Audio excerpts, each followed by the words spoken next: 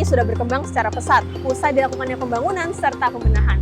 Namun pada kenyataannya hingga saat ini masih belum sepenuhnya ramah untuk seluruh kalangan masyarakat.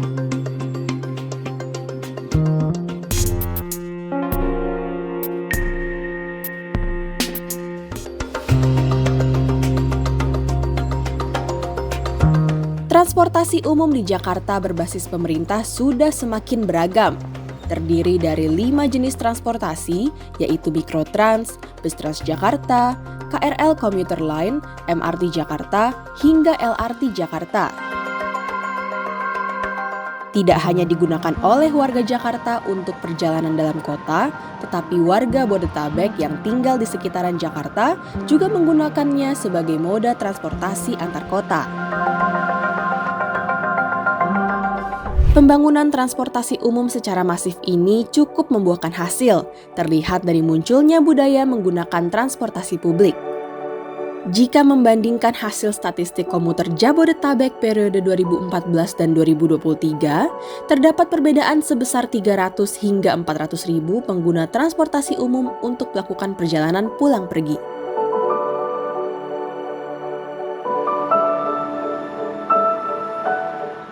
Meskipun sudah jauh lebih berkembang dan variatif, nyatanya moda transportasi umum Jakarta masih tertinggal dibanding kota-kota besar global lainnya. Publikasi IESE Cities in Motion Index 2024 yang meneliti kota-kota dengan kategori pintar dan berkelanjutan memposisikan aspek mobilitas dan transportasi Jakarta pada urutan ke-177 atau posisi ke-7 terbawah. Dibanding 5 negara ASEAN lainnya, Jakarta menempati posisi terakhir, dikalahkan oleh Singapura, Kuala Lumpur, Ho Chi Minh City, Bangkok, dan Manila. Oliver Wyman Forum atau OWF juga menyebutkan dari 65 kota global yang diteliti pada 2023, Jakarta menempati urutan ke-49 untuk kesiapan mobilitas di perkotaan. Selain itu, data OWF juga memperlihatkan Jakarta sebagai kota dengan aspek mobilitas berkelanjutan terburuk di ASEAN. Hal ini berarti Jakarta belum sepenuhnya mendorong perubahan struktural untuk mewujudkan sistem mobilitas yang efektif. Selain tersedianya transportasi umum, aksesibilitas menuju halte atau stasiun juga menjadi aspek penting yang mendapat perhatian masyarakat. Bagaimana sebenarnya pengalaman para komuter terkait akses dan kualitas transportasi publik? Kurang ini ya, kayak trotoarnya gitu kurang mendukung. Kadang kayak di trotoar itu banyak pedagang. Iya, banyak pedagang kaki lima. Kadang yang jalan kaki juga harus turun ke jalannya gitu. Kadang kitanya yang masih normal ini kan susah, dan disabilitas juga pasti lebih susah.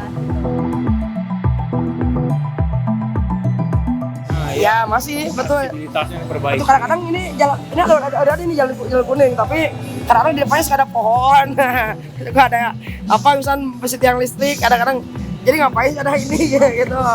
Masih suka nabrakan? Iya. Jadi trotoar tuh masih banyak apa ya hambatannya. Hambatan gitu, juga gitu. Ngakses. Jika membicarakan akses, beberapa fasilitas menuju pemberhentian transportasi umum seharusnya bisa membantu para pejalan kaki maupun penyandang disabilitas. Namun pada kenyataannya, fasilitas ini masih belum memadai. Salah satu contohnya adalah guiding block yang terletak di trotoar di salah satu jalan di Jakarta. Guiding block ini tidak timbul jika dirasakan oleh kaki dan juga terhalang oleh beberapa tutupan galian infrastruktur sehingga bisa membahayakan para pejalan kaki maupun penyandang disabilitas.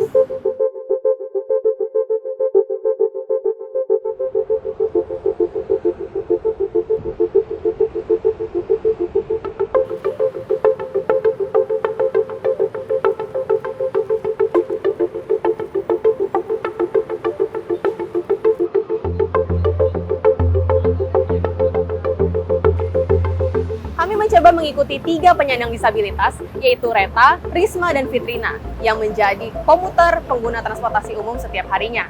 Reta dan Risma merupakan seorang pengguna Transjakarta, Metrotrans, dan Mikrotrans, sementara Fitrina menjadi pengguna MRT Jakarta.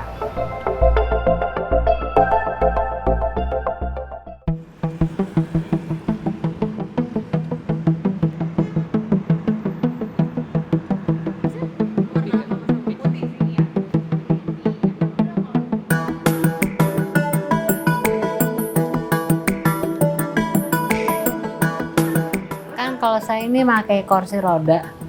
Itu MRT khususnya, itu dia ruang untuk kami manuver kursi roda ini cukup.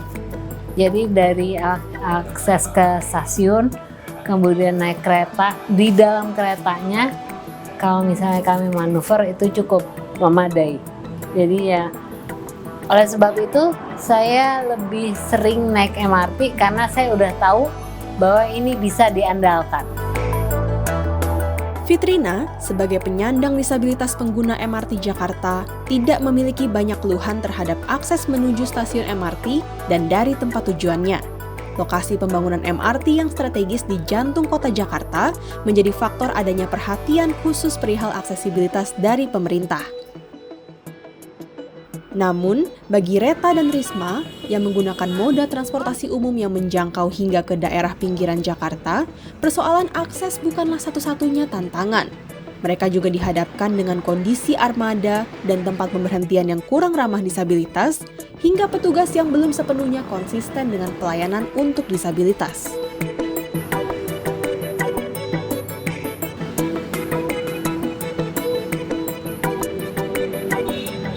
Kenapa ini nggak dilebarin untuk trotoar misalnya kan? Ini kan masalah keberpihakan kan. Tapi kan ini tidak ramah disabilitas. Kayaknya kalau yang Ya, kan? kursi roda juga susah. Susah. Ini kenapa? Kalau dia begini, kan bisa kebablasan posisinya, Iya. ya kan? Infrastrukturnya ini belum ramah disabilitas, meskipun secara kualitas jauh lebih bagus, nah, gitu kan. Tetapi kalau kita praktekkan ini belum. Iya. Jadi kita harus berani membayangkan seandainya kita disabilitas beraktivitas seperti hari ini sendiri itu mampu apa tidak, kan? Sebuah kota yang ramah disabilitas itu kan kuncinya ada di situ sebenarnya. Tanpa berteori banyak orang dilepas istilahnya dalam beraktivitas secara mandiri tanpa tergantung dengan orang lain, baru bisa kita bicara bahwa kota itu ramah disabilitas. Aksesibilitas menuju layanan publik seperti transportasi umum seharusnya sudah menjadi hak setiap warga negara. Pemenuhan hak penyandang disabilitas, khususnya pada infrastruktur dan transportasi umum, telah diatur dalam beberapa peraturan perundang-undangan. Pasal 19 Undang-Undang Nomor 8 Tahun 2016 mengenai penyandang disabilitas mengatur hak pelayanan publik untuk penyandang disabilitas, terutama pada akomodasi yang layak dan penyediaan fasilitas yang mudah diakses di tempat layanan publik. Menteri Perhubungan juga mengeluarkan Permenhub Nomor PM 98 Tahun 2017 yang mengatur penyediaan aksesibilitas untuk transportasi umum bagi pengguna jasa berkebutuhan khusus, salah satunya penyandang disabilitas. Di Jakarta sendiri, terdapat peraturan daerah atau Perda Nomor 4 Tahun 2022 yang mengatur pemenuhan hak penyandang disabilitas. Jaminan terhadap aksesibilitas transportasi umum diatur pada pasal 70 dan 83. Saat ini, pemerintah DKI Jakarta terus melanjutkan komitmen membangun transportasi yang lebih inklusif. Tidak terbatas pada penyandang disabilitas, tetapi juga untuk seluruh komuter prioritas pengguna transportasi umum. Jadi terkait dengan visi Jakarta untuk membangun transportasi yang inklusif, tentu kita dalam penyediaan seluruh sarana prasarana transportasi Jakarta memperhatikan kebutuhan para disabilitas, difabel tadi, dan tidak hanya difabel tetapi masyarakat lainnya seperti contoh lansia. Ini semuanya kita coba susun sedemikian sehingga apakah itu halte, stasiun termasuk sarananya itu ramah para masyarakat yang memiliki kebutuhan khusus tadi. Seiring dengan berjalannya kontestasi pemilihan kepala daerah, komitmen ini harus dipegang oleh para calon-calon kepala daerah, tidak terkecuali calon gubernur dan wali kota Jakarta. Saya kira kembali kepada masalah disabilitas ini menjadi hal utama lah, ya. Apalagi termasuk sekarang pilkada. Nah, ini digaungkan pilih kepala daerah yang peduli pada masyarakat disabilitas. Jadi bukan hanya karena mau dia berbuat apa terhadap disabilitas bila dia menang kampanye, ya kan?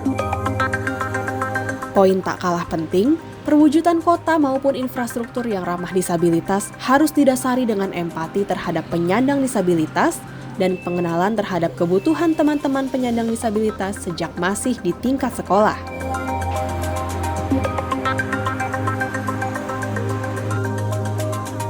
Kita masih berpikir bahwa, oh saya paham kok disabilitas begini-begini ya, saya bisa baca di buku, betul.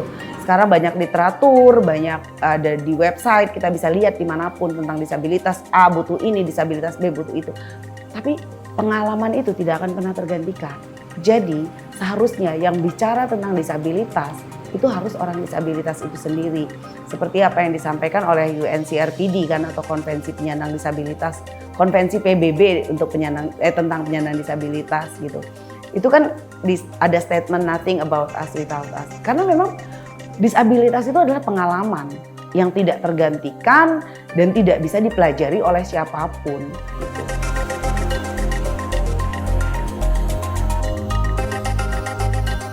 Bagaimana mengajarkan kepada anak-anak sekolah toleransi terhadap teman-teman disabilitas. Bagaimana menciptakan sekolahnya sendiri ya, itu ramah buat disabilitas. Itu kan ajaran yang penting menurut saya ke depan. Karena apa? Kalau sejak dini anak-anak di sekolah diajarkan toleransi terhadap disabilitas, maka pada saat dia dewasa nanti, mau dia sebagai misal sarjana hukum, sarjana ekonomi, dokter, petugas sosial, apapun, bahkan polisi, tentara misalnya, dia sudah punya rasa toleransi, empati, dan simpati tentunya kepada teman-teman disabilitas. Sehingga dia bisa melakukan kewajiban untuk memperjuangkan kota ramah disabilitas tadi sesuai dengan profesinya. Penyandang disabilitas merupakan bagian dari masyarakat yang memiliki hak untuk beraktivitas tanpa batasan. Permintaan dari mereka, peningkatan konsistensi layanan transportasi umum, pelibatan dalam program pembangunan, dan kerjasama dari seluruh lapisan masyarakat demi mewujudkan mobilitas disabilitas tanpa batas. Jadi harapan saya, kalau misalnya bisa menggunakan transportasi umum, itu kami bisa lebih independen, bisa leluasa dan nyaman menggunakan transportasi umum. Dengan dengan catatan bahwa layanan dan fasilitasnya itu konsisten dan bisa diandalkan. Kita juga berharap dari kelompok masyarakat yang terutama dari pemerintah dan juga teman-teman rakyat ya punya keberpihakan terhadap teman-teman disabilitas juga. Jadi mereka tidak sendirian ya dalam hal apa? Selain kebijakan tadi itu, yaitu mulai dari penganggaran, pembiayaan, dan terpenting juga pelaksanaan di lapangan, dikawal semuanya. Jadi tidak obdo ya, ngomong doang ya, ngomong doang nih. Jadi benar-benar dari puncak tadi Undang-Undang 45 sampai ke bawah pelaksanaan di lapangan dapat dirasakan langsung oleh teman-teman disabilitas manfaatnya. Ya. Yang paling penting itu adalah dalam setiap pembangunan atau perencanaan program gitu ya, itu melibatkan orang-orang dengan disabilitas gitu ya. Karena saya nggak mungkin ngomong, oh ininya harus begini, ininya harus begitu gitu, enggak ya. Tapi ketika masukan dari teman-teman disabilitas didengarkan gitu ya, itu pasti nanti hasilnya bisa baik gitu. Kedepannya, demi mewujudkan transportasi publik yang lebih inklusif, penyandang disabilitas harus lebih dilibatkan dalam tiap-tiap tahapan pembangunan. Dengan begitu, kebutuhan dan hak para penyandang disabilitas bisa lebih terjamin dan terpenuhi.